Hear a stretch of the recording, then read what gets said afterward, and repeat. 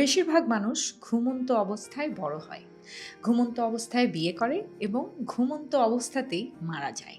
জীবনকে উপভোগ করতে হলে আগে আপনাকে জেগে উঠতে হবে। চলুন তাহলে জেনে নেই কোন বিষয়গুলো অ্যাভয়েড করতে পারলে আমরা সুন্দরভাবে আমাদের জীবন উপভোগ করতে পারবো। নাম্বার 1 হলো সুখ কোনো কিছু পাওয়ার মধ্যে নেই।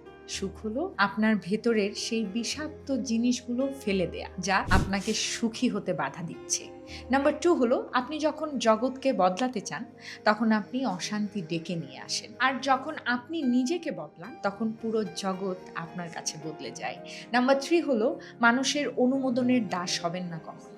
আমরা মানুষের প্রশংসা বা স্বীকৃতির নেশায় বেঁচে থাকি, কিন্তু মনে রাখবেন কারো প্রশংসা আপনাকে ভালো বানায় না, আর কারো সমালোচনা আপনাকে খারাপও বানায় না। নাম্বার 4 হলো লেবেল লাগানো বন্ধ করুন।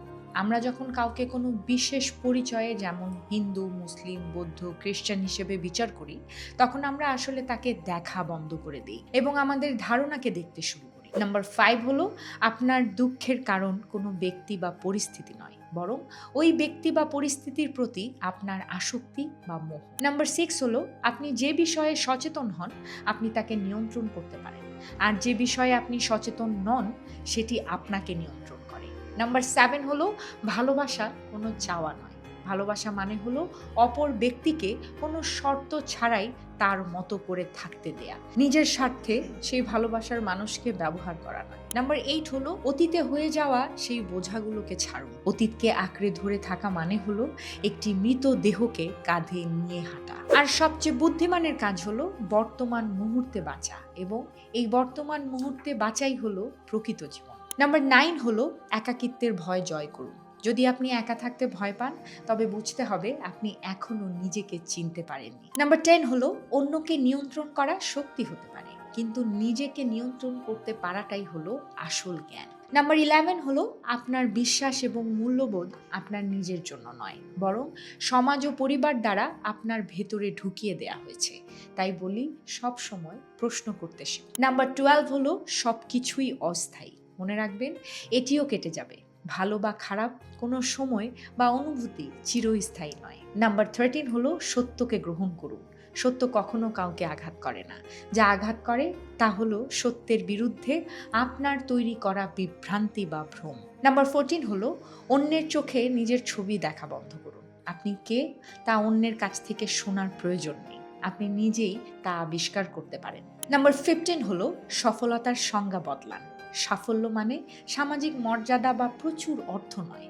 সাফল্য হলো নিজের সাথে শান্তিতে থাকতে পারা। নাম্বার 16 হলো আমরা যখন বলি কেউ স্বার্থপর, তার মানে হলো সে আমার কথা মতো চলছে না। আসলে আমরা সবাই আমাদের নিজের প্রয়োজন মেটাতে ব্যস্ত। আমরা সবাই নিজ নিজ জায়গা থেকে নিজের মতো স্বার্থপর। নাম্বার 17 হলো যখন আপনি বিষণ্ণ থাকেন তখন বলবেন না যে আপনি বিষণ্ণ, বরং এভাবে বলুন যে এখন আমার ভেতরে বিষণ্ণতা কাজ করছে। নিজেকে অনুভূতির সাথে গুলিয়ে ফেলবেন না কখনো, কারণ আপনি যা বলবেন তাই আপনার সাথে ঘটবে। নাম্বার 18 হলো গোলাপ ফুল কারো প্রশংসার জন্য সুবাস দেয় না, সে তার স্বভাবের গুণে সুবাস দেয়, আর আপনার ভালো কাজগুলো ঠিক তেমনই হওয়া উচিত। নাম্বার 19 হলো আধ্যাত্মিকতা মানে কোনো জটিল যোগ ব্যায়াম বা মন্ত্র নয়। এটি হলো খুব সহজভাবে এবং সজাগভাবে জীবনযাপন করা। অ্যান্ড নাম্বার 20 ইজ জীবনের সব সমস্যার সমাধান বাইরের জগতে নয়, বরং আমাদের নিজেদের চেতনার গভীরে লুকিয়ে আছে। তাই ভালো থাকুন, সচেতন থাকুন এবং জীবনকে সহজভাবে দেখবার চেষ্টা করুন। তাহলেই দেখবেন জীবন সহজ এবং প্রাণবন্ত।